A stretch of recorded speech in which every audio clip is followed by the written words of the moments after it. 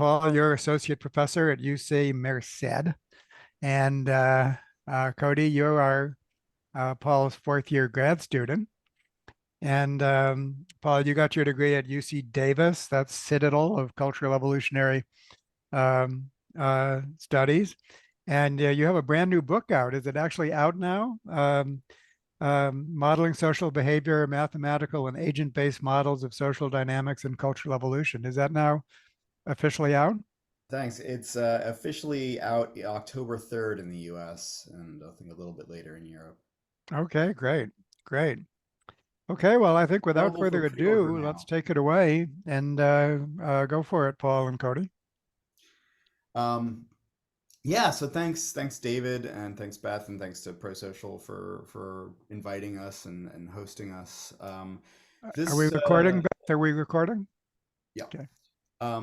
This project came out about due to I've been interested in this idea of generative entrenchment in sort of evolutionary and developmental approaches to biology for a long time, and along with my interest generally in cultural evolution and the sort of kinds of cultural traits that emerge when lots of individuals get together and do things collectively. Um, and in conversations with Cody a couple years ago, we sort of hit upon this idea, and Cody really ran with it, and we were able to sort of use this paper as a way to try to think about exactly how to think about how organizations develop and what kinds of constraints there are in that developmental process using the sort of analogy to evo-devo systems in biology. Um, so I'm going to let Cody really present the work, and maybe I'll have some things to say at the very end. But yeah, why don't you take it away, Cody? Sure. And thanks for the introduction, David, and thank you for having us as well. So here's the title of our talk: Organizational Development as Generative Entrenchment. What does all that mean? I guess we'll be kind of telling you here in a moment. So the talk is based off of a paper that we published in Entropy last year. If you want to check it out, it's open access, so it can be read anytime. But to kind of start us off, I'll just talk about a little story from the last few weeks. Recently, I was in Orkney, up in Scotland, and I was up there for a couple of days, and Orkney is very famous because there's really not that much there. There's a lot of cows, there's some archaeological sites, and there's a lot of tourist traps. And in any event, while traveling down the streets of its second largest city, I think there's like 6,000 residents, I came across this sign, which was a marker for Logan's Well.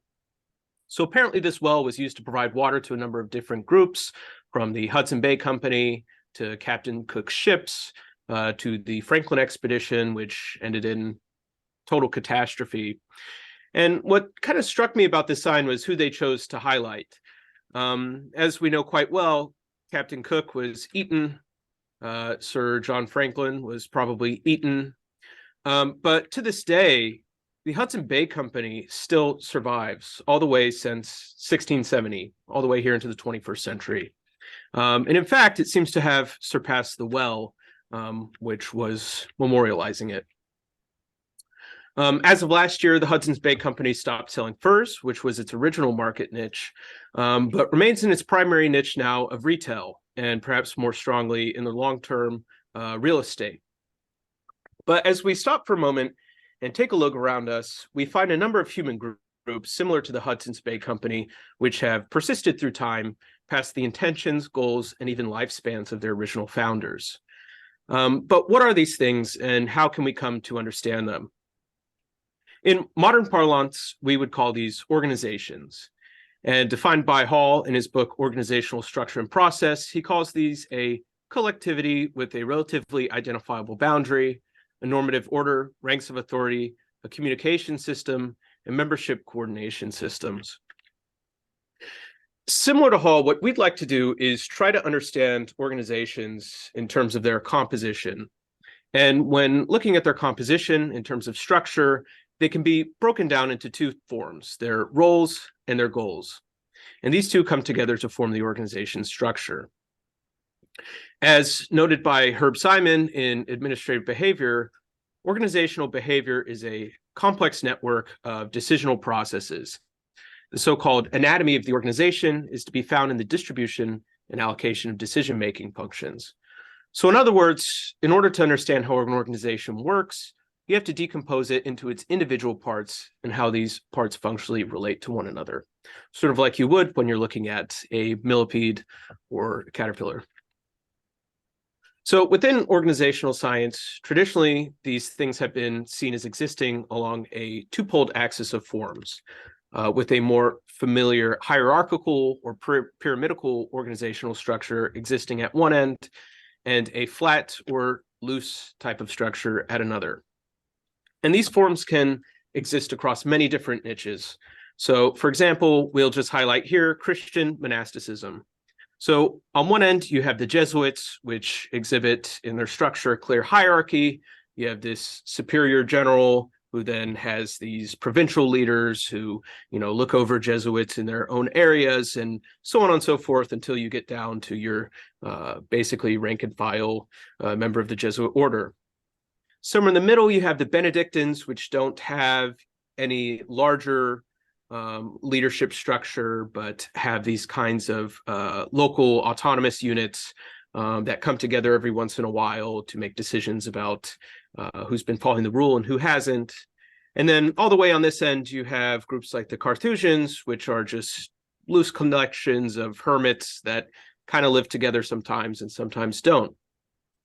But even outside of this very bespoke niche of Christian monasticism, you find organizations more broadly aligning along this axis. So Walmart, for example, very clearly exhibits both global and local hierarchies. Something like 7-Eleven has a franchise, which is more or less local. And then famously, on the furthest end of a flat organization, you have something like Valve, which is a video game company which has no managers, no set roles, and famously has this new employee handbook trying to introduce people to what do you do when you don't have a boss and you don't even have any specific jobs you have to do. So kind of a question here is we have this diversity of structures, and one is why? Why do specific organizations take on the forms that they have? Why does Walmart look like Walmart, Valve look like Valve, and 7-Eleven look like 7-Eleven? And the traditional answer to this is optimization. As in the case of natural selection among organisms, organizations exhibit something of a form-function fit to their environment. Walmart looks like Walmart because in Walmart's big box store niche, it allows Walmart to do well. But much like natural selection, this form-function fit itself has both proximate and ultimate explanations. The ultimate explanation is that the organization structure is fit to its niche, while more proximate explanations will explain this structure in terms of the coordination problems individuals have to solve, how these problems and the corresponding structure can be broken down into subcomponents, and how these subcomponents interact more directly with the environment. Now, while we seem to have developed a decent understanding of what optimization looks like, the process by which corporations take on the forms they do remains relatively opaque. And that's because, as in biological systems, form-function fits do not necessarily tell us about developmental pathways. So, for example, here is a filter feeding tunicate. This is a chordate, just like us. It doesn't have a spine, but it does have a neural cord. When it's a larva, it basically looks like a little frog tadpole. But as it develops, it attaches to some surface and it just turns into a filter feeding sac. And so looking at this sac, you would really have no idea the means by which it took to get there. And so there's several problems here when you look at a organization in its current form and try to ask about its the means by which it came to acquire it. So for example, perhaps its current form doesn't reflect where it came from. Its form is just one stable form among many others that could do well in its niche. Similar forms evolve via very different pathways, and often it's difficult to tell what is adaptive and really what is not. And so for many reasons, organizational development is not really very well understood. As noted in his paper, The Myth of the Flat Startup, Lee states that extant theories on organizational structures have primarily been examined in the context of large, mature organizations, and that we have something of a blind spot in trying to understand how small ones get small and tend to get larger. So what we need is a theory of organizational development. We'd like to understand how McDonald's went from these 15-cent hamburgers, which you could buy by the bag, to 1 million sold, to the point in 1993 where they've just kind of stopped counting how many burgers they've sold, and they just say there's billions and billions, we guess. And more significantly, we'd like to know, in addition to McDonald's unique development, why is it that the structure of McDonald's corporate layout more or less looks exactly the same as many other common organizations? If you took an organizational chart from, say, Amazon and compared it to McDonald's, they exhibit very similar structures despite being in completely different niches. So we might ask, how do organizations come to acquire similar forms? Might be our primary question. But luckily for us, this problem's not new. It happened in evolutionary biology with the development of the field of evo-devo, where, as Golden Lewontin said, they were trying to put the organism back into evolutionary theory.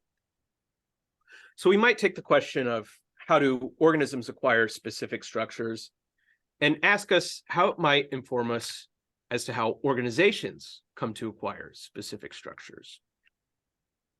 And to highlight, the similarities between these, we'll have to return to Gould's book Ontogeny and Phylogeny and revisit a classic debate in organizational formation.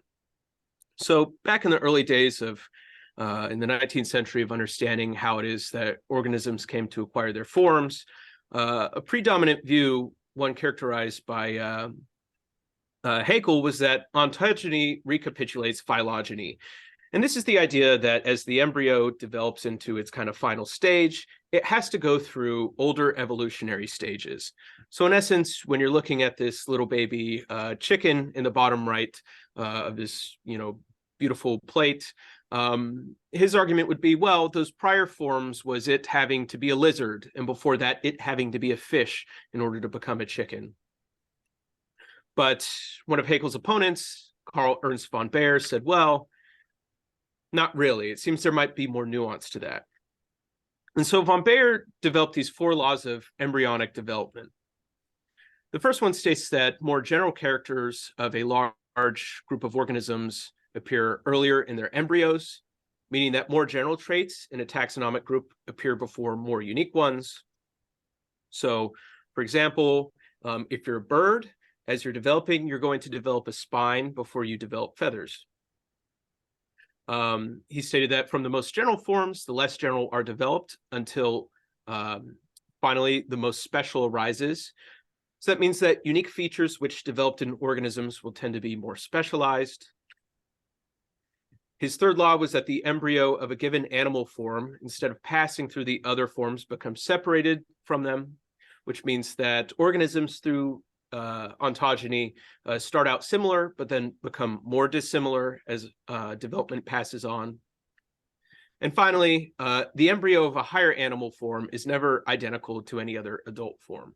It means that a chicken embryo does not literally become an adult lizard in the womb, or I guess in the egg, sorry. But lizard and chicken embryos do look similar. And so to explain these laws, William Wimsatt in 1985 came up with this concept of generative entrenchment, which we'll kind of walk you through now. So to explain the concept, we have here something of a cylindrical cow. You can imagine this is an organism through developmental time. And what you have here, proceeding from left to right, are lines of causation linking developmental events through time to one another. So you might, for example, imagine that one of these circles, one of these darker circles within these ovals is, say, a protein turning on to affect, the formation of limbs or something like that. And the point that Wimsatt wanted to make was that if a change came later, it had few downstream consequences.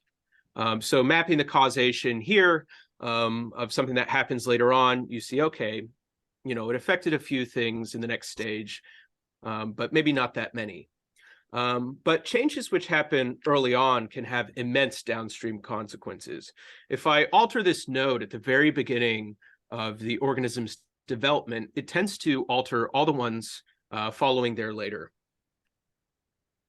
And so from this, Wimsatt derived a number of principles, of which the first four, I think, capture generative entrenchment really well.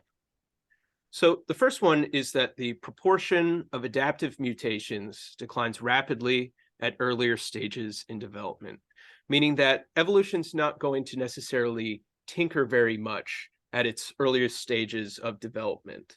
The reason why is that if you mess with something early on, it will have consequences for things far later, and those consequences could be fatal. It's very hard for evolution to perhaps predict. For that reason, evolution should be increasingly conservative earlier in development. And both of these principles hold true because features being expressed earlier will have a higher probability of being required for ones appearing later. So for example, to develop the arm, you had to first develop the spine. And so the spine develops earlier than the arm. And features expressed earlier will have a larger number of downstream features dependent on them. And so the effect of downstream consequences constrain experimentation during growth. And these types of constraints explain why embryos across vertebrates appear so similar early on in their development. And so what Paul and I asked in our paper is whether or not this is true for organizations. Do these kinds of regularities exist, first of all? And second of all, is this because of some type of constraint on the developmental process? We seem to think so. And so very briefly, we'll just walk you through some indicators that there are constraints in organizational structure by highlighting some regularities. So one of the first regularities, you might say this seems obvious, but it's that most organizations start small, then they grow. You don't see that many cases of one starting large and then, trimming down to make themselves smaller. So here's a growth chart, for example, of Microsoft, Yahoo, Google, and Facebook, where they seem to all go through some growth, except for Yahoo, which I don't think that was intentional. I think they kind of just petered out. Although some organizations do have an intentional degrowth strategy, which we'll get to later. The second one is that very few old organizations tend to be flat. And this goes back to this kind of two-pole dimension of organizations, where on one end you have this flat structure. And in this flat structure, essentially, each individual in the organization is an independent unit. They come up with tasks. They're able to basically figure out what they're doing. They don't have that much oversight from managers who are setting the agenda for them. Versus in a hierarchical structure, your tasks, your roles, your jobs are determined by someone above you who's telling you what to do. Essentially, what happens here is that problems that someone else has to solve are being delegated to the person below them. And so some good examples of this include id, which is a video game company founded in 1991. It created some very famous games, including Wolfenstein 3D, Doom, Quake. But in 1996, 50% of its founders left, in part due to what they said was a lack of leadership. This kind of flat organizational structure led them to being unable to focus. And in 2009, it was acquired by ZeniMax Media. So this year that all the founders left, 1996, was also the year that Quake was developed, which was its last original title. Following that, it didn't make anything new before its acquisition. And this kind of constraint on flatness pops up times and time again in the media. So Cloudflare, a company which provides streaming and downloading services, switched to a flat structure 3 years after founding and lost 1/7 of its employees basically overnight. People just flat out left. And Zappos, which was acquired by Amazon, it was a shoe selling company online, went flat in 2013. It lost 15% of its workforce almost immediately, and it switched back to a hierarchical structure less than a decade later. And famously, there's a piece in the Harvard Business Review talking about how this happened with Google, where in 2002, Larry Page and Sergey Brin basically said, why do we even need managers? Why don't we just have people just doing what they think they have to do? And this experiment only lasted a few months, as they say. They said that as the company grew, which this is going to be important for later, the founders soon realized that managers contributed in many important ways. What was happening was that Page and Brin, as they kind of let people pick their own tasks, people became very confused. They ended up just deferring to Page and Brin on most things anyways. And so they said, this isn't working. It seems that we need managers in order to coordinate our efforts. Another regularity is that senior roles in companies tend to be the least specialized. We see this present in the existence of this so-called C-suite, which is basically your company's top management positions.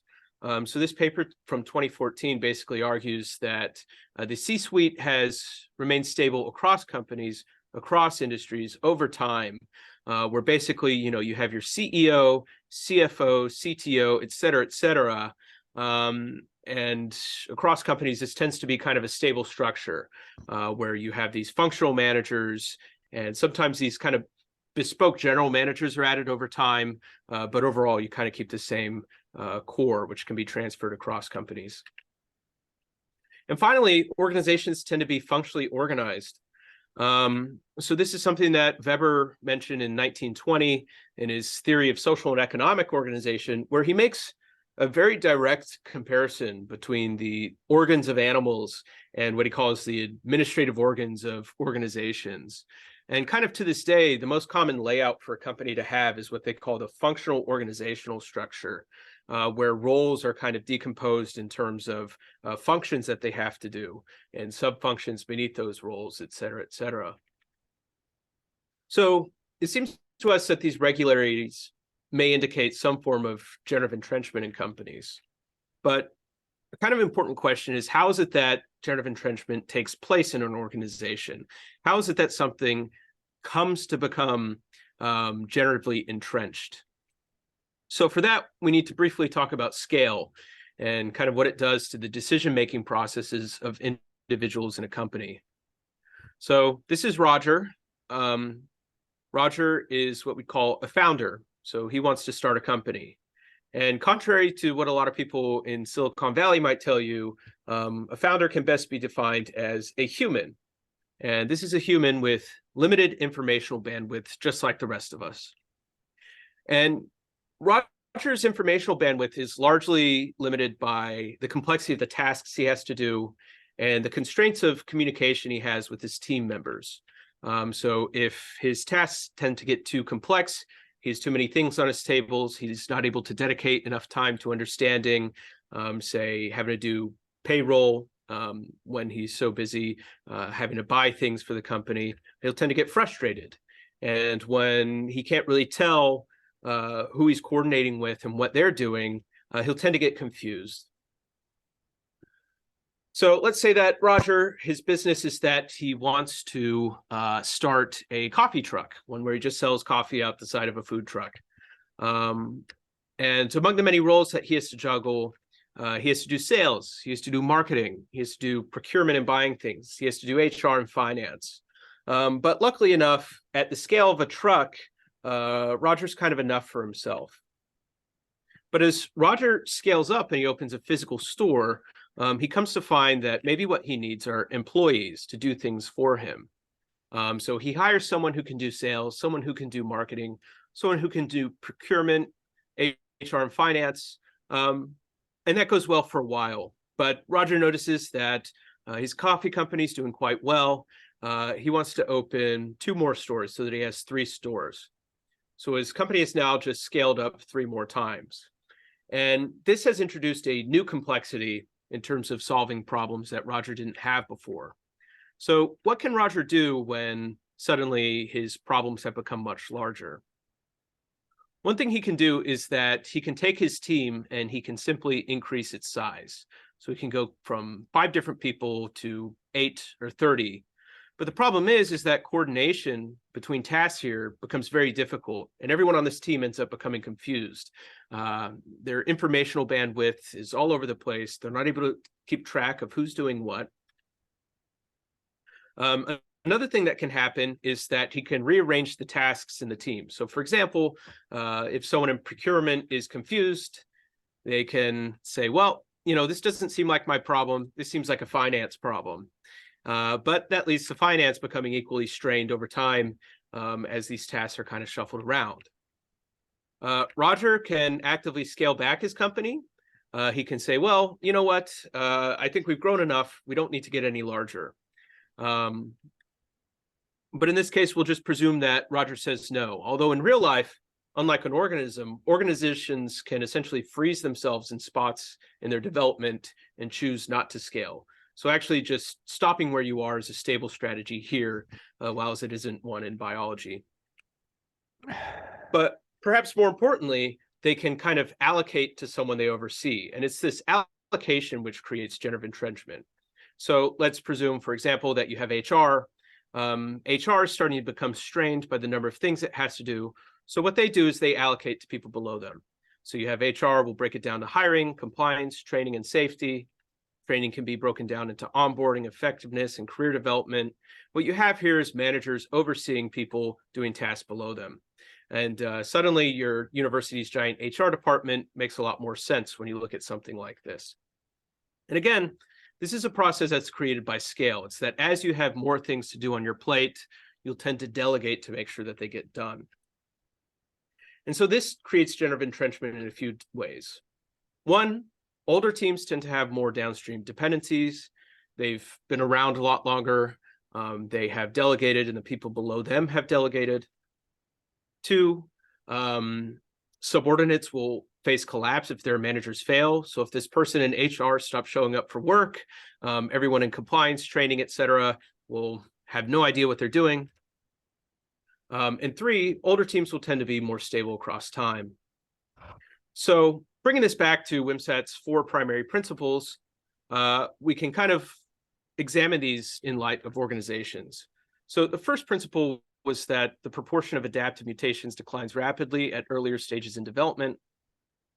So again, this is the idea that you're going to put a spine in early on, and this spine is going to be stable across companies, or sorry, across organisms, but more specialized things won't. And some organizational predictions you can make is that there's kind of a top-down stickiness, that the roles at the top tend to change less than the ones at the bottom, and that there are fewer roles at the top than there are on the bottom as well. And so here's an organizational chart from the Economic Cooperation Administration, which is one that Herb Simon talks about being able to watch its development in his book, Administrative Behavior. And he says, the growth process of this new administration was one of cell splitting.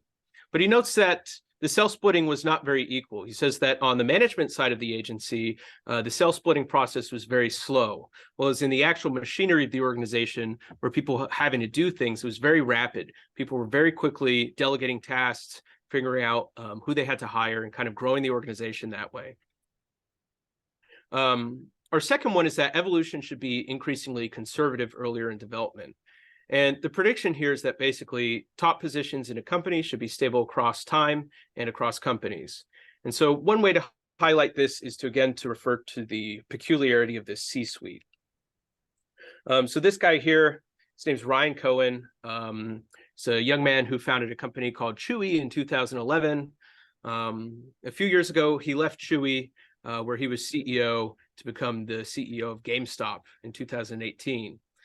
And kind of a question here is, well, what does Chewy, which is a company that sells dog treats, have anything to do with one that sells video games?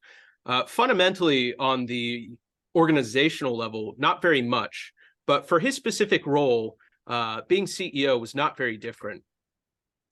His ability to transfer across positions had to do with the fact that these roles in their function, their very general function, are extremely similar. So, for example, for those of you in academia, you can think about deans, for example, conforming to this kind of pattern. For some reason, it seems less difficult for people to transfer in these roles across universities than it is for a professor to, say, transfer across departments. So if my advisor Paul wanted to leave cognitive science and go to physics, we could say good luck. But if the dean of student life at UC Merced wanted to move to another university, I can't imagine that would be a very big problem. And finally, these two rules should hold true because features being expressed earlier will have a higher probability of those appearing later. And features expressed earlier will have a larger number of downstream features dependent on them. So just to summarize how GE works in organizations thus far, one, it seems that generative entrenchment in organizations is created by constraints on individuals, actors, and teams who delegate problems to subordinates. Two, this process is primarily driven by growth and scale. And so for this reason, there might be more variation at smaller scales. But as organizations tend to scale up, you'll see these regularities tend to appear. So for example, in the case of like a mom and pop shop, there's all kinds of variations that they can take on. But as they start to grow, as they go through a path of development, they'll tend to be more regularized compared to other organizations. And three, generative entrenchment manifests in the structure of these companies. But as far as generative entrenchment goes, we kind of have an imperfect analogy. So when Wimsatt proposed his, he had something that we don't have, which is genes, these kind of regulatory networks of genes acting on each other. You have physical processes of development guided by cells. But what is it that, inheritance means to a company? What are the germ units of an organization? And so for that, we kind of refer to this process of cultural group selection and something we call institutionalization. And what institutionalization is, it's the basically formation of mental templates, which serve as the germ structures of organizations. So for example, one way that these mental templates can be formed is through, say, prestige bias. So I see that one company within my niche is doing quite well. I'm going to tend to copy it. There's been a lot of studies done on the open office plan, for example. This is a plan where you don't have your own closed offices. You're kind of in an open space with everyone else. Numerous studies have shown that this is actually horrible for worker productivity.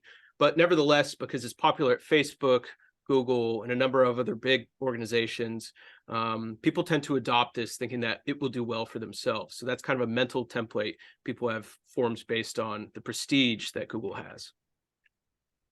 Another one is employee enculturation. So one reason why roles look so similar is because it's something that people have come to expect.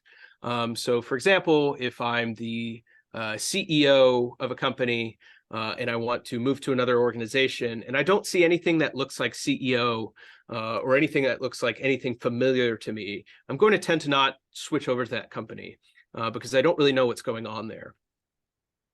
And then finally, some organizations exhibit horizontal transmission through mergers. So I'll just highlight here 7-Eleven. This is a company where you have both a franchise, so this is where people can kind of open their own independent 7-Eleven stores, as well as a kind of corporate companies. So there is a 7-Eleven corporate kind of wing that has their own gas stations. And sometimes what 7-Eleven will do is they will allow the franchisee to open up their store. They'll see that the franchisee store is opening or that is performing very well where it is. And so what they'll do is that they'll open a corporate store right next door to the franchisee, knowing that they're going to be able to outcompete the franchisee for even longer. And so in that way, they've kind of stolen the information from the franchisee and are going to use it for their own purposes in a way that's kind of similar to horizontal transmission. So in conclusion, we have this process of generative entrenchment in organizations. What do we do with it? So something that's kind of worth thinking about is if you go back to this original list of the organizations I gave you at the beginning of the talk, something that's significant about all of these is that they're each quite old. Old enough, in fact, that their founders are long dead. And not only that, but each of these companies shifted at some point from one niche to another. So Kaiser Permanente is a health insurance company that started off in the shipbuilding industry.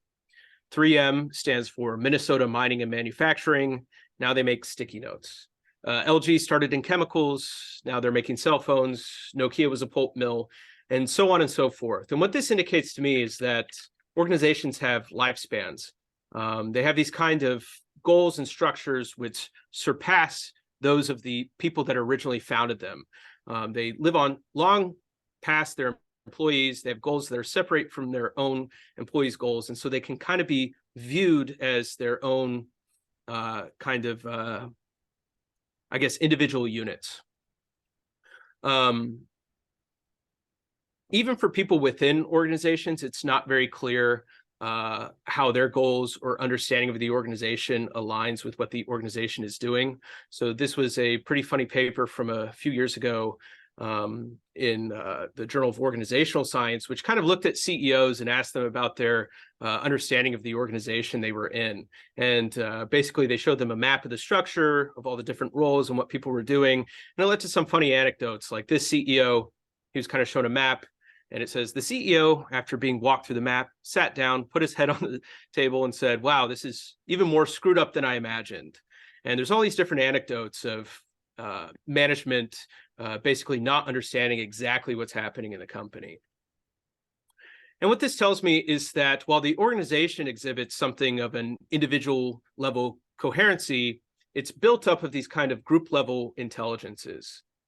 And so part of our job is to try and understand how the lifespans and goals of these things we call organizations interact with the lifespans and goals of humans who are embedded with them and have to interact with them.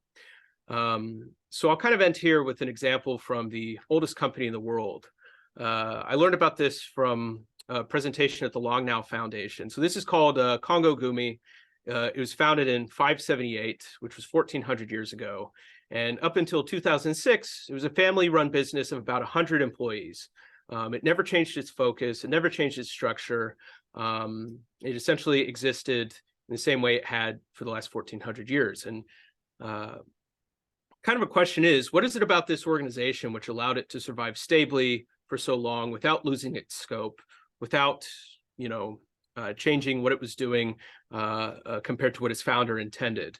And I think that our framework poses a number of interesting avenues for examining these kinds of questions. And I kind of look forward to chatting with some of you about ways to harness our understandings of organizational lifespans to develop these things in the future. So thank you all. Thanks for having us. And I think we'd be glad to take any questions that you might have. Great. Thank you so much. Let's get back to the gallery view.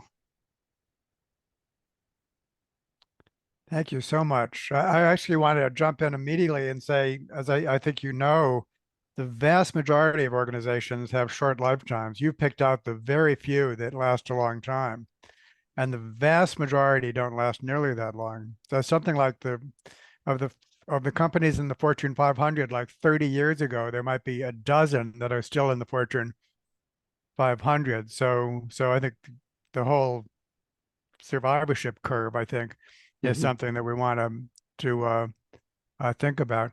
Well, my policy is to ask the fourth question, and so I hope other people ask the first three questions fast so that I can get to my question. And raise your virtual hands, please, to form a queue.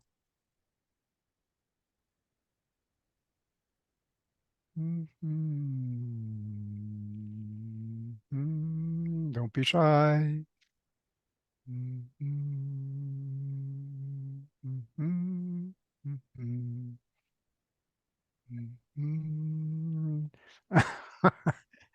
Or do I really need to be the first one to ask a question?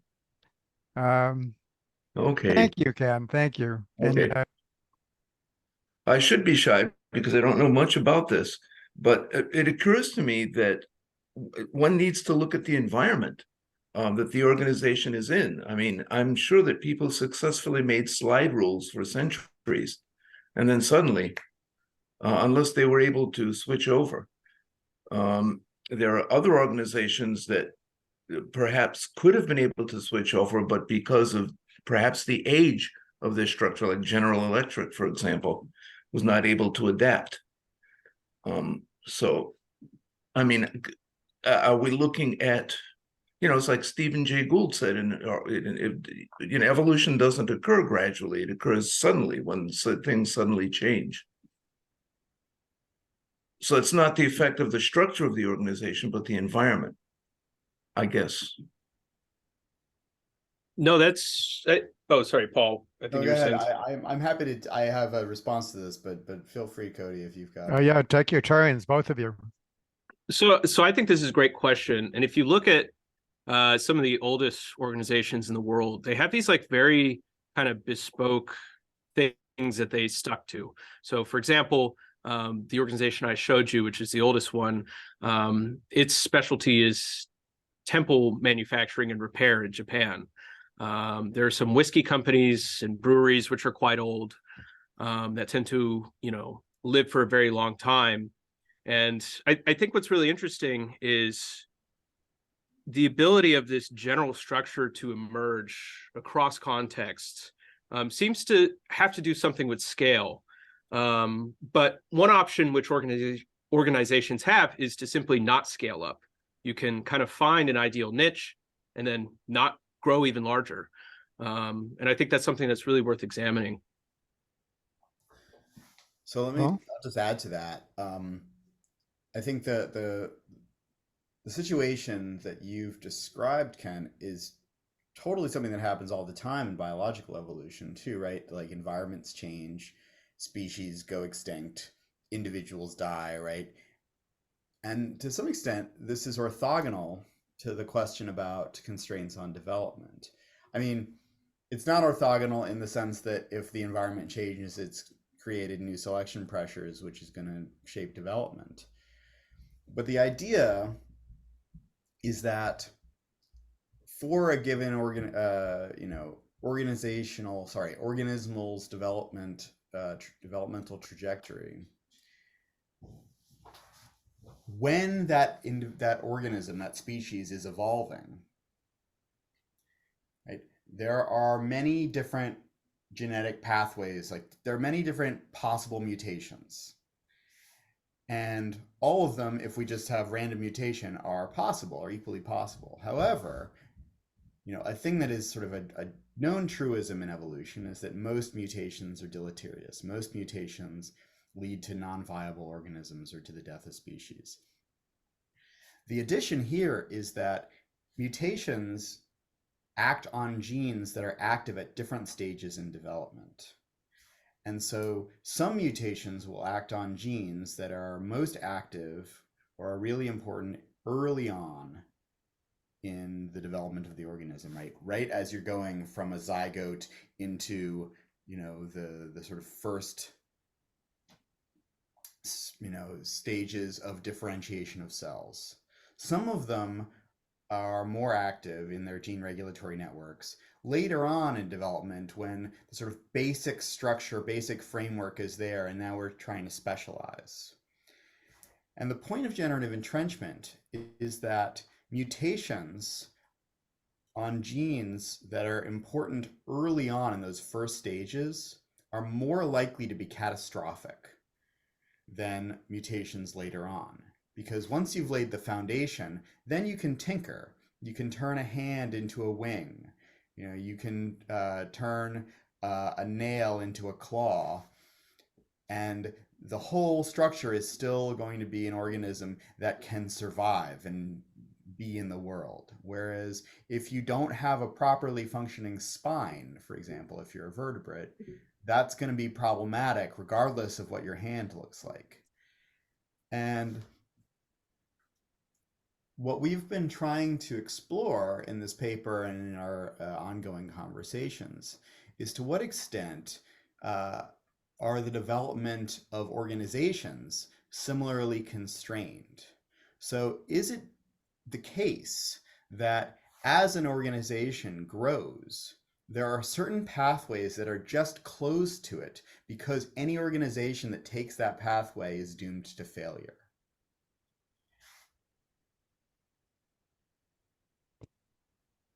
Well, I guess did you want to respond to that, Ken, or Well, do you mean pathways of structural development?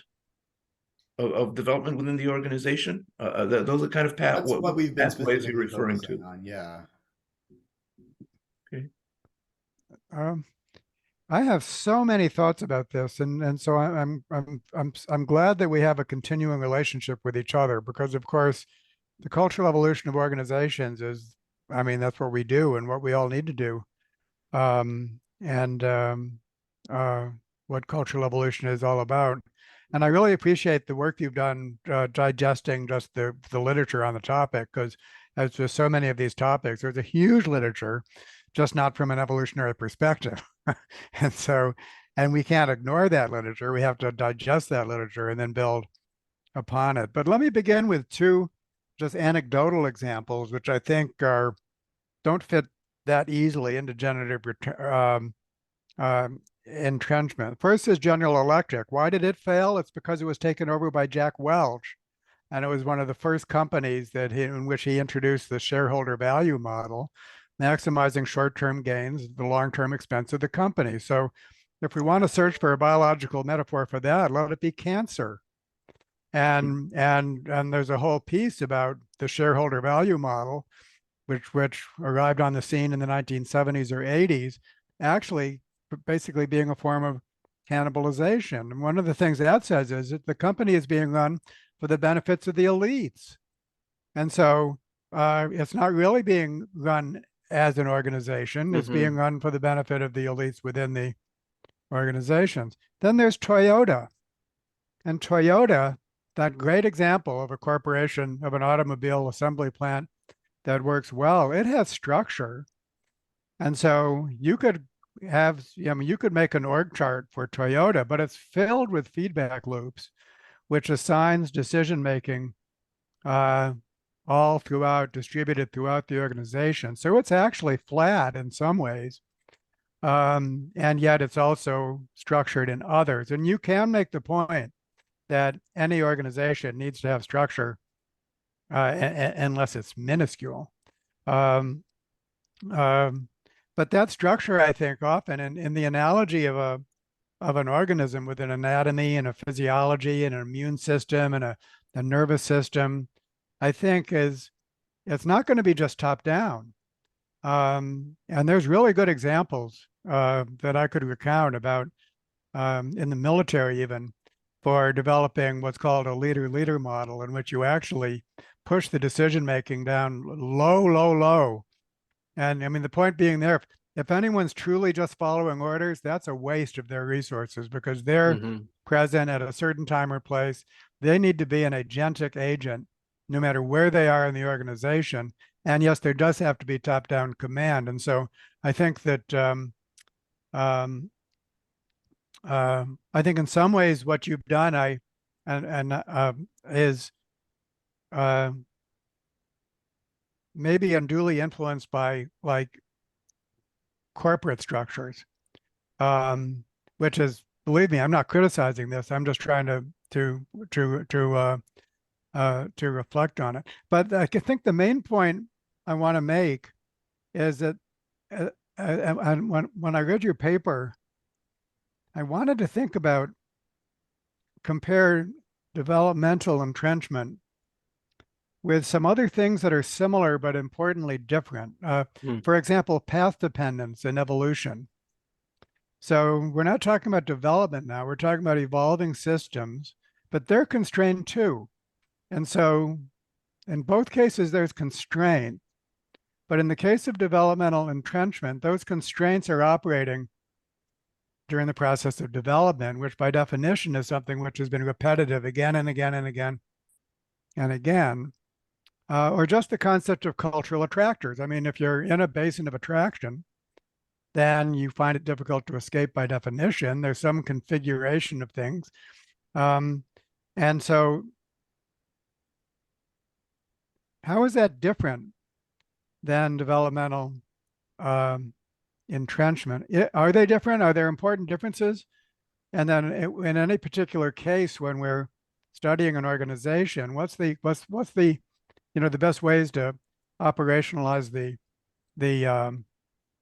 constraints? Is it because of path dependence in some general sense? Is it something more specifically generative entrenchment. Um, uh, Maybe I'll just stop there and then get everyone's reflections. Anyone who wants to contribute to that, and then I have another piece. But any of you, uh, please reflect upon.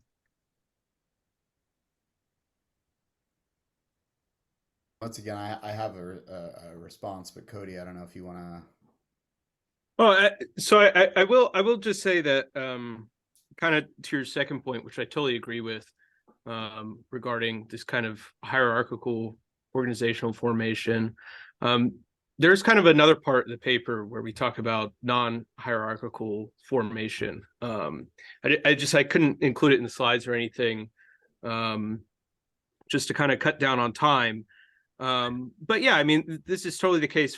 For example, like, well, not talking about corporations, we'll get outside that world.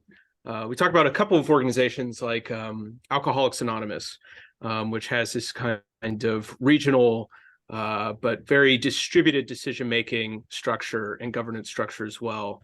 And I think another one is like the Orthodox Church, which has this kind of weird autocephalous regional distributed thing.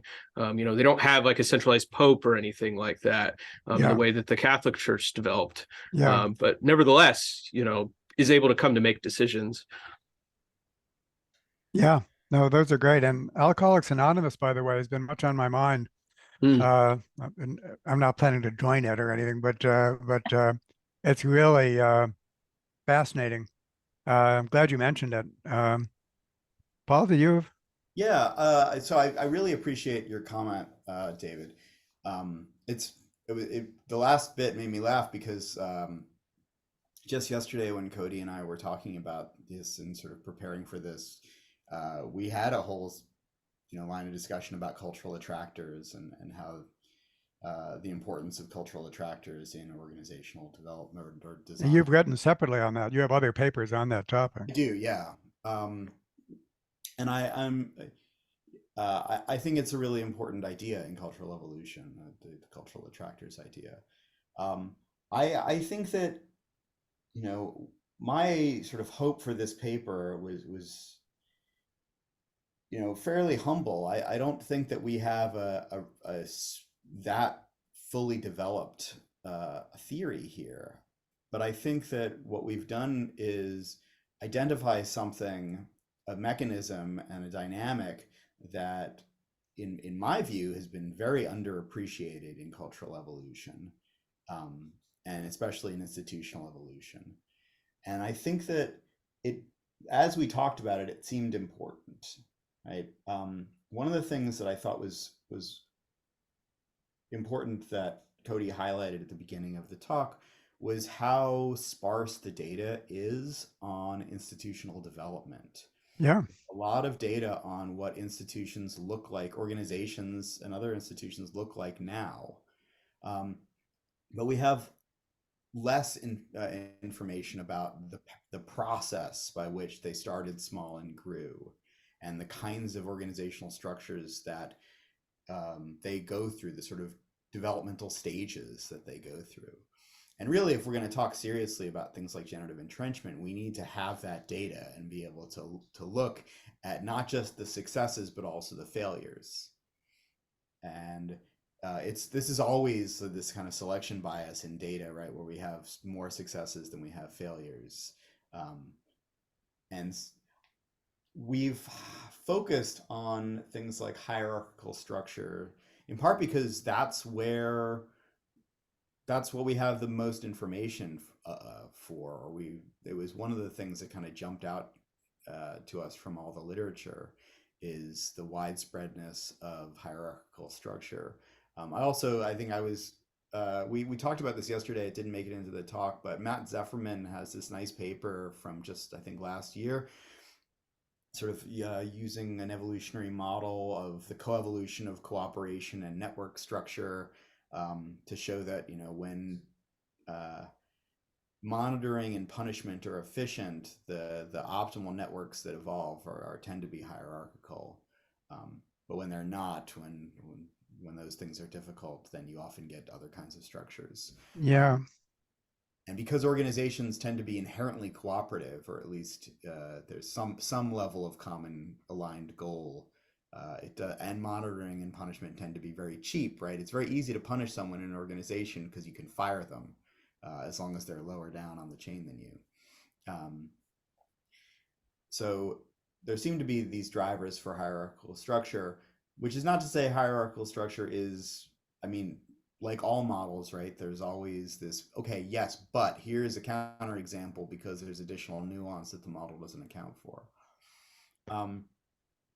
So, I hope that if anything, this just sort of sparks more conversation about the role of development in the evolution of institutions. And it's absolutely not to say that generative entrenchment is the single defining mechanism, because I Oh totally yeah, it's a great contribution, and it's just the beginning. I mean, applying Evo Devo to organizations is fabulous. So don't get me wrong about any of that. And of course, it's oceanic in terms of what we can explore. Bethel, you have your hand raised, and Marcel, I might encourage you to go next since you've written a comment here. But Beth? I just had a very quick question, but also, Paul and Cody, thank you so much. That was really fascinating, and I learned so much. It was an incredible presentation. Well, you had mentioned AA, Paul, and as David said, that he's been interested in learning more about it. And David and I had a conversation a couple of weeks ago about this. And so I was ready to embark on just a full-on environmental scan to look for journal articles, et cetera, on AA, if there were any, on the governance structure and indicators of implementation of cultural evolutionary theory. And I was wondering if you had any resources that you might recommend, any articles that you knew of that might have some data related to that. And maybe if you could share those with us, I would really appreciate it. I know of one really good paper from 1997 that tries to talk about its structure and why it looked that way. Let me see. So 49. So it's Zohar Borkman. It's titled "Emergent Order and Self-Organization: A Case Study of Alcoholics Anonymous," and it's from 1997. Great. Okay, thank you very much. So I'll hand back to Marcelo, or sorry, Marcel. There's a good documentary, I think it was called Bill W, on the founder of Alcoholics Anonymous, that came out about 10 years ago. Right. I found it really interesting. The sort of stories I've heard is that the original founder kind of got shut out of the organizational and the way it later developed, and certainly and that certain things that he wanted to emphasize got downplayed in the service of later growth of that organization. Yeah. Okay, thank you for bringing that up. That could be an interesting documentary to catch. Yeah, Marcel, go ahead, and then I'm going to jump back in. Yeah, thanks, Paul and Cody. This is pretty interesting. I think a question that I have is kind of a practical in terms of application standpoint. If just based on what you've learned so far and put together, and I know we need more research along these lines, but how does an organization act on what you've got so far, right? In terms of like actually becoming self-aware of where they are relative to this entrenchment, and then evaluating their location along the spectrum of flat to hierarchy, and seeing do they relative to their own industry and what's going around in the existing environment that they operate within, do they need to make changes?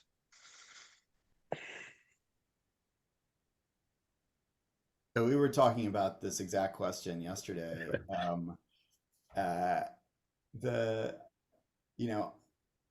It's hard, given the state of what we have so far, to make very specific recommendations.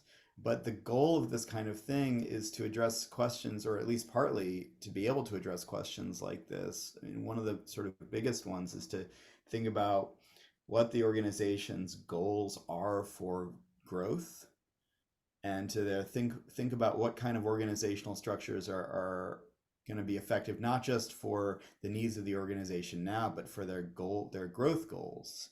And it may be the case that different kinds of structures facilitate or inhibit further growth, and further growth might not be desired among some organizations. It may be the case that there are some structures that require growth, and there are some structures that don't, and maybe inhibit growth. And so thinking about the relationship between structure and growth is kind of part of this. Most obviously, it does really seem that flat structures work pretty well for small organizations and not very well for large organizations, and that flat organizations can persist for quite a while if they don't actually want to grow. So there's a paper on kind of the lifespan of organizations where they say there's 5 stages they go through, and kind of the critical juncture point is between stages 1 and 2, where stage 1 is existence and stage 2 is survival. And this is basically the point at which a lot of organizations will try to switch from a flat structure to a hierarchical one. So you can imagine, like with some kind of interpersonal office type scenario going on, what could seriously happen that could be damning to the whole project is that if you switch to a hierarchical system, people will just leave. And a lot of organizations tend to die at this point. And so kind of having the idea of what exactly you're going to set out to do is one way that you can kind of plan for the future in terms of organizations. I think another thing to think about is taking seriously this idea of a lifespan, and that the organizational lifespan can be halted at any point. This is something Paul was kind of talking about yesterday. There's a paper showing the biggest predictor for the ability of an organization to adapt, giving a change in its environment. This is something Ken was alluding to earlier, is CEO death, which means either the CEO literally dying or the CEO leaving. The paper for that is like punctuated equilibrium in organizations. And they find that the ability to switch is basically the CEO getting out. And this indicates that, there's this kind of tension between the lifespan or intended goals of the people within the organization and then whatever the organization itself is trying to do to survive. Yeah. Okay. Well, it's fascinating to compare all of this with the way ProSocial tries to work with groups. And I think in any consulting relationship, by definition, you're trying to help an individual or an organization change.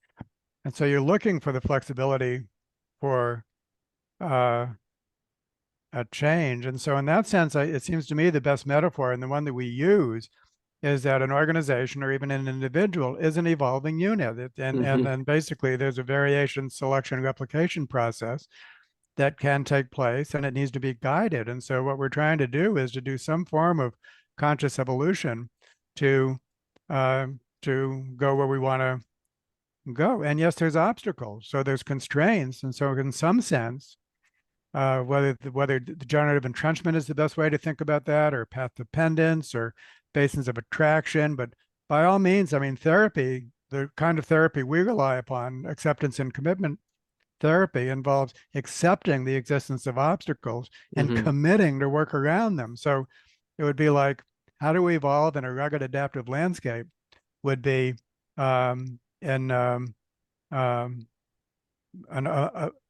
set of metaphors, biological metaphors to work with. But what we and I'm putting this out there mostly for the comparison because I think it's quite fascinating. The number one ingredient for success, we say, based on the work of Eleanor Ostrom, is a strong sense of identity and purpose. And the reason we're interested in Alcoholics Anonymous is that there's a strong spiritual axis. It seems to be one of the important ingredients is that you have to believe in a higher power, for God's sake, pun not intended. And it can be very generic. There's some sense in which in which you have to subordinate yourself to something larger than yourself in order to um, subordinate your self-interest. And in Ostromian terms, it is just like an organization that succeeds to the extent that everyone has a strong sense of identity and purpose. They know that a group, they think it's important, they do all of all of that. And in the research that we've done, we've shown that that is um, more or less the case. And one study I have in mind by Jeffrey Pfeffer, who you cite, one of his books, he's an amazing business school professor at Stanford University, actually followed a cohort of companies from the time they went public so you could get information for them, and just did a straight up survivorship analysis, which companies still existed 5 years later. And it was the companies that offered a fair deal to their staff. And so basically they did cost sharing, I mean, profit sharing and things like that was the um, ingredient in the flat out survival of the company. And so the way that we put it is that these Ostrom core design principles, all 8 of them, all organizations need them, we say. But in order to implement them, that changes as you go bigger. So when you're a small group, then it's not too hard to implement the core design principles. But as you go larger, then you have to put in structure in order to stay the same. So that there's one part that's constant, the core design principles, but that has to change as the organization either gets larger or other other considerations. So these are just like, I'm just putting these like on a side by side comparisons. But I think that whenever we adopt the role of a consultant, we're trying to help a group get better. Then I think that treating them as an evolving entity, in which there's flexibility, basically. I mean, in fact, the whole thing in therapeutic terms, the key variable is to give flexibility. And there's loads of research saying that individuals and organizations differ in their flexibility. Those that are more flexible roll with the punches. Those that are not don't. They get stuck and so on. And then just one last thing that I think that this idea of takeovers, basically the social equivalent of cancer, what you find, just like with organisms, if they live long enough, they tend to get cancer. And if you think that if organizations live long enough, what happens reliably is basically capture by elites. And the reason that organizations don't automatically adopt the core design principles is because members within the organization are getting theirs. That's multi-level selection. And so if something happens reliably within organizations, I think it's not necessarily, I mean, it's for that reason. And so there's all of that. Anyhow, so I don't want to just like explode in front of you, but anyhow, there's more I would love your opinions on, and I'm so happy that we have an ongoing relationship. So that it's not going to end in 17 minutes. There's so much to respond to there, David. Thank you. The whole thing about, well, first of all, I mean,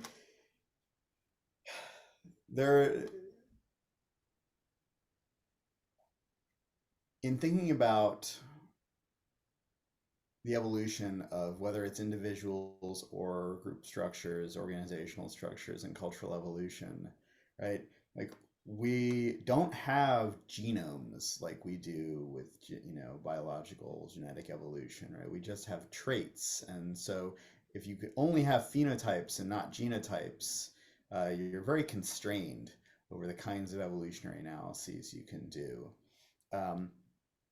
and also clearly, the mechanisms for transmission are different. I mean, I think this is partly why we have the kinds of not just group structures that we have, but the fact that organizations and lots of group structures we have are ephemeral, whether it's, the individual membership in them or the organizations themselves, the lifespans are totally different from the lifespans of humans.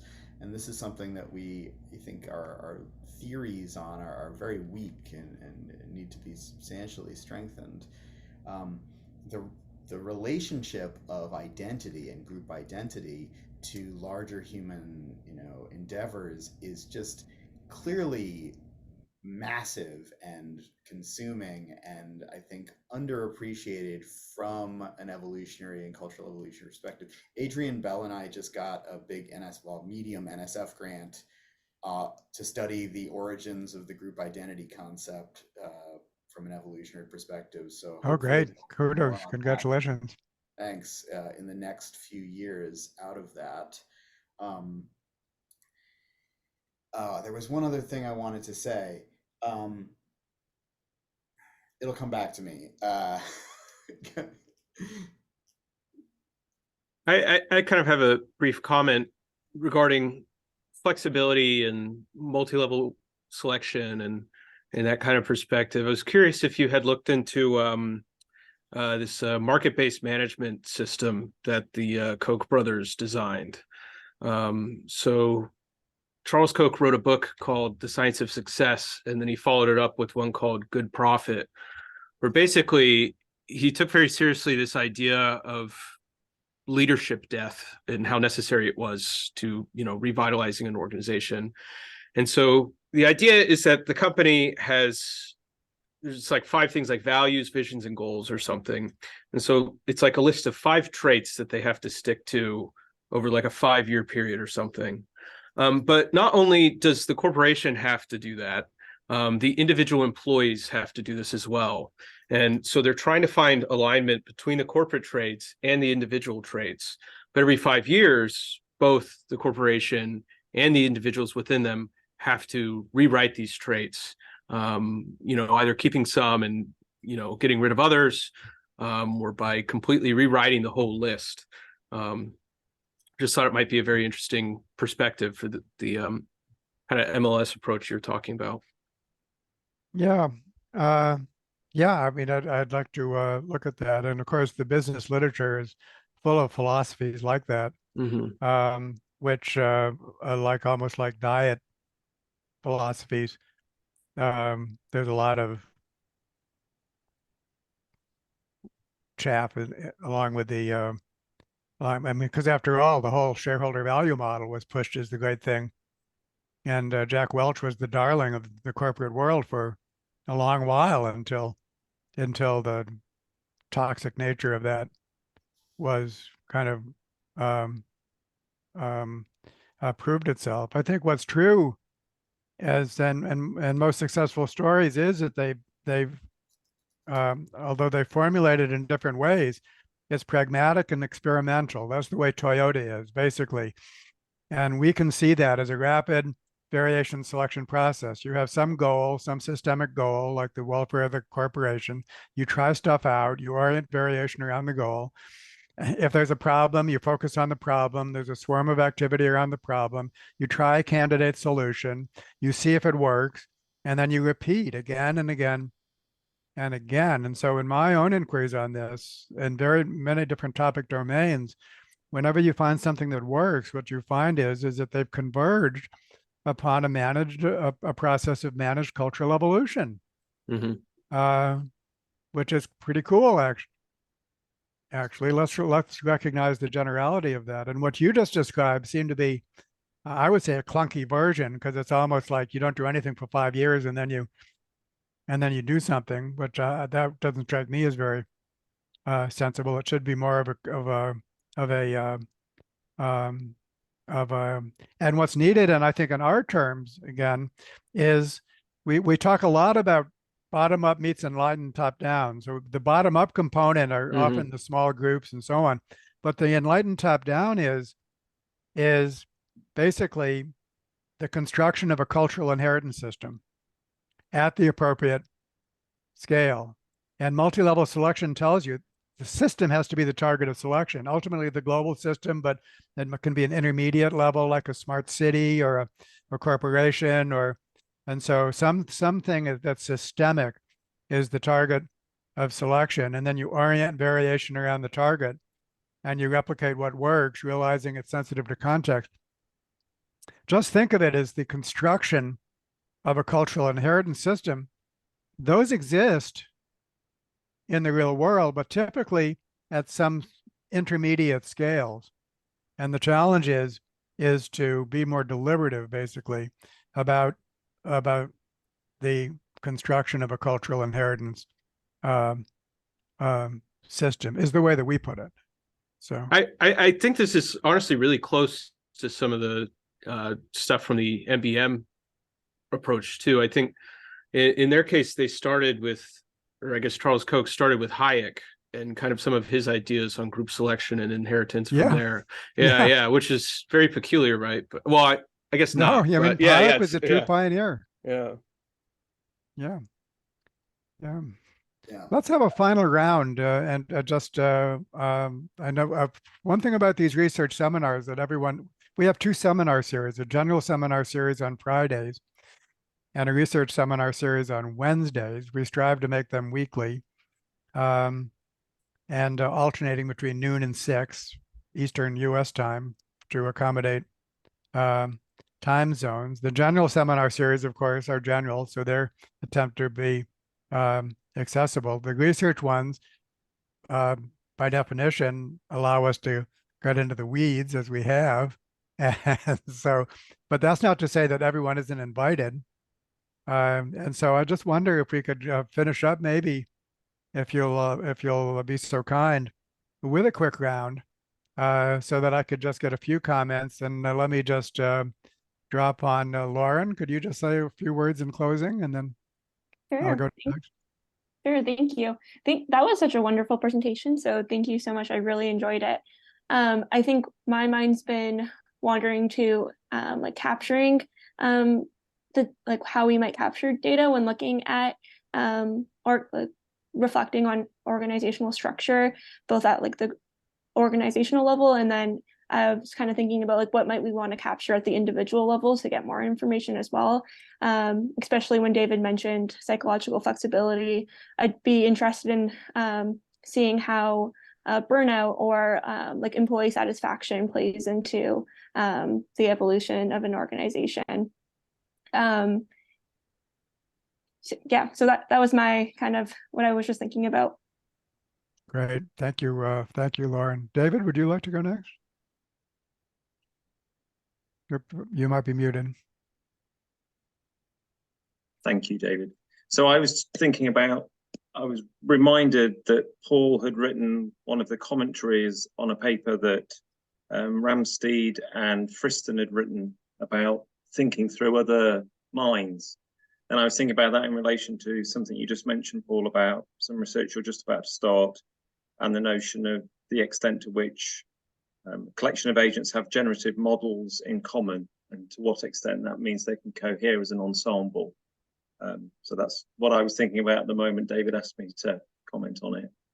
But and then I was thinking, to what extent is the common generative model within a business something that helps a business cohere, or the task analysis and then the generative model shared by the different components of the business? So that's where my thoughts were. Great, thank you, David. Justin, are you there to make a comment?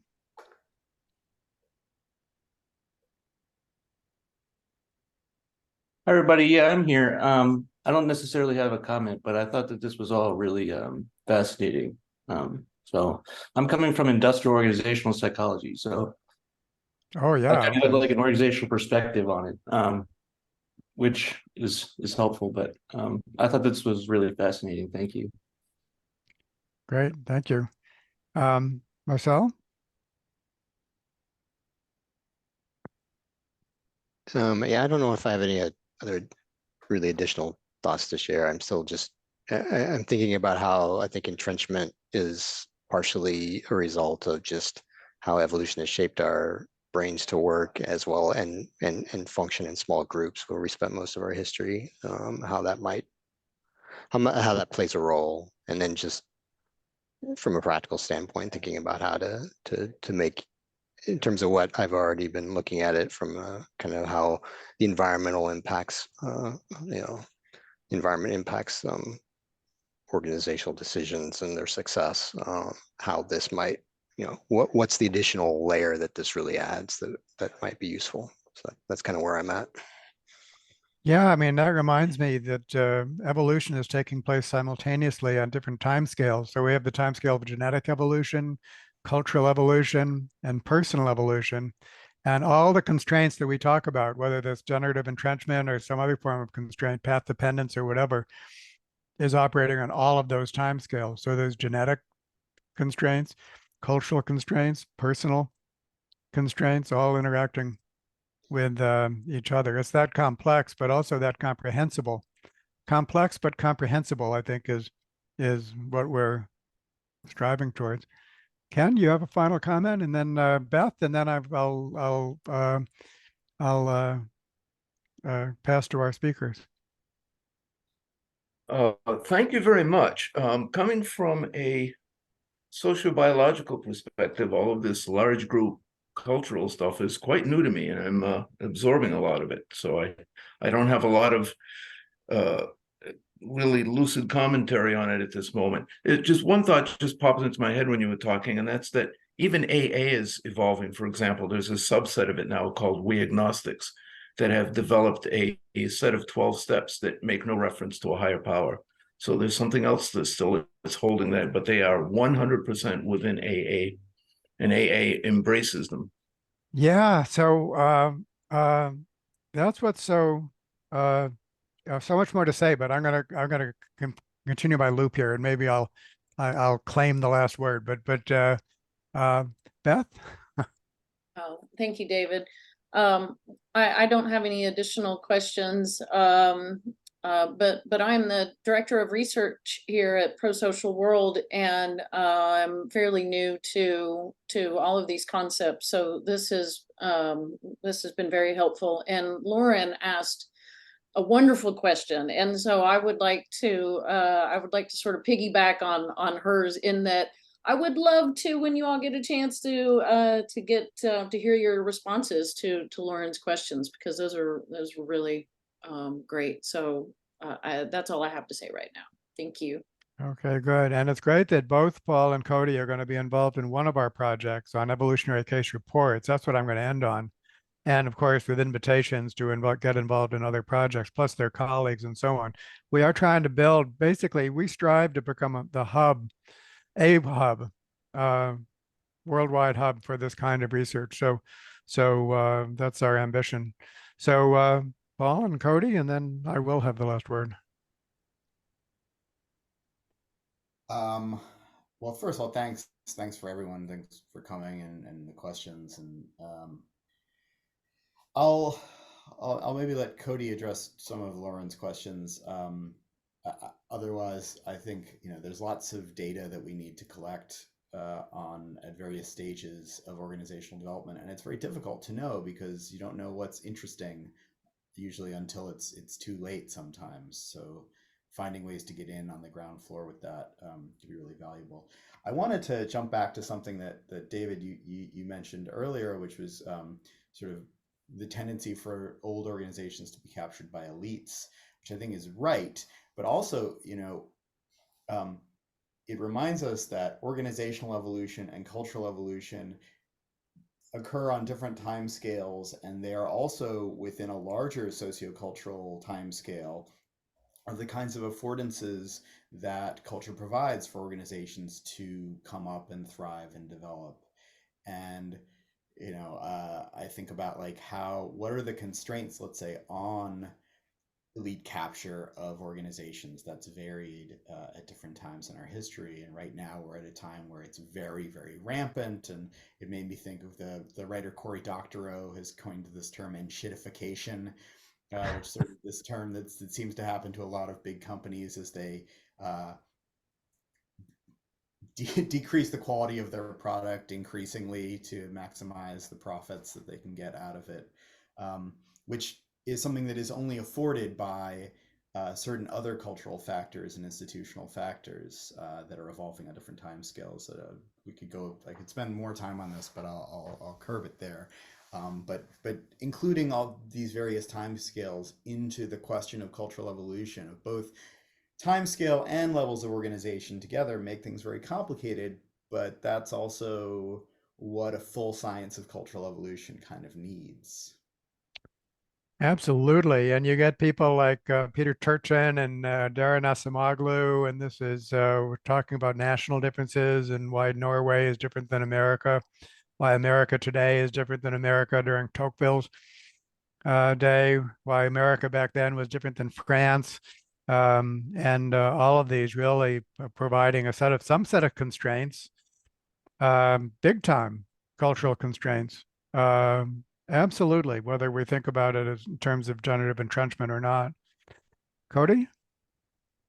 Yeah, thanks for letting us give this talk. I just, I have so many thoughts now just like firing in my brain after this. Paul's gonna be really unhappy because I'm about to go off on a side literature tangent myself. Just, this feedback between, if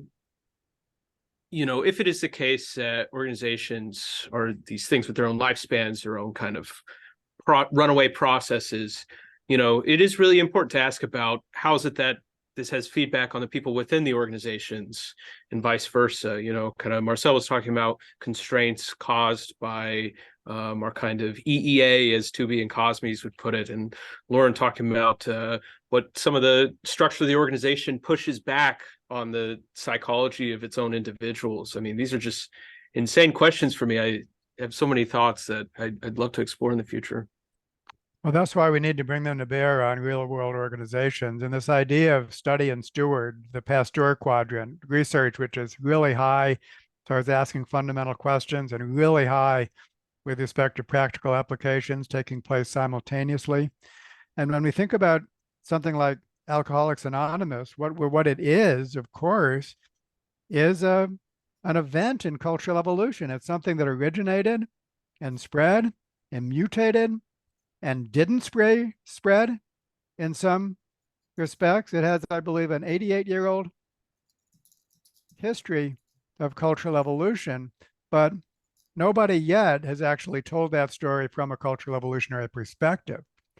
When it comes to the historical dimension of cultural evolution, we get people like Peter Turchin and Ted Slingerland and so on doing it at a macro scale. At a macro scale, when it also needs to be done at the micro scale of any particular organization that we're going to look at, which you might think of their history as a developmental history or an evolutionary history. There we get to the distinction. What is the difference between evolution and development? And there's a whole large piece to be had there. But I think that what we strive to do with the concept of evolutionary case reports is to develop the methodology to tell the history at a micro scale of a particular organization or movement explicitly from a cultural evolutionary perspective. And that's where I think is going to have a huge added value to the current approaches and will be very important in actually working with those organizations in the present and the future. So that is the whole concept of evolutionary case reports that we're just assembling as a project team with Paul and Cody and others joining that, freshly joining that team. And so and I would love AA to be to be put under their microscope in that respect, with one of the major questions being the spiritual dimension. Is it important? And there's a natural experiment here because of all the different AA flavors of AA, some of them have shed the spiritual dimension, Ken, as you said. And so we could ask the question historically, and we could ask it in the present and future too, if we wanted to set up experiments, which is one of the things we're doing what happens when you shed the spiritual dimension? Does it go flat? Does nothing happen? Does it get better? That's an empirical question, and the kind of questions that we intend to ask. So anyhow, well, all good. And so all of this continues. Thank you, everyone, and I'm so happy that this was recorded. And I look forward to our next talk and building up an audience for this. Yes, Okay, thank you. folks. Thank you, everybody. Have a Bye-bye. wonderful day.